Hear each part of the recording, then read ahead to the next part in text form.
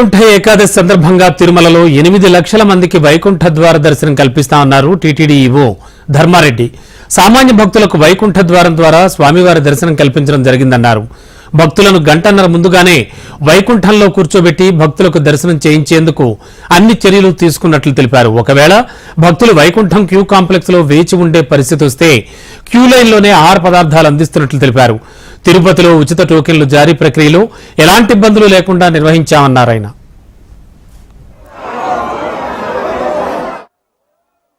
వైకుంఠ ద్వార దర్శనం మొదటి రోజు స్వామివారి కైంకర్యాలన్నీ ముగిసిన తర్వాత తిరుప్పావై అర్చన తోమాల 2 గంటలు అయిన తర్వాత ఎగ్జాక్ట్గా 1 గంట 30 నిమిషాలప్పుడు అంటే 1:30 ఈరోజు అర్లీ మార్నింగ్ విఐపి దర్శనం మొదలుపెట్టడం జరిగింది.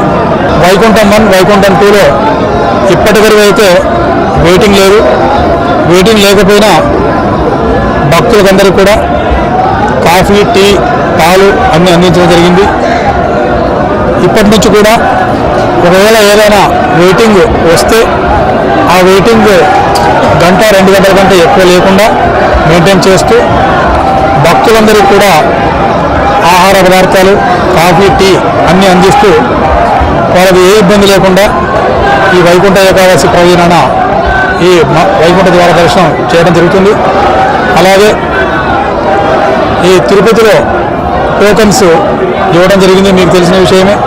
అక్కడ కూడా చాలా చక్కగా ఏ ఇబ్బంది లేకుండా ఈ టోకన్స్ ఇవ్వడం జరిగింది, ఎస్ఐజీ టోకన్స్.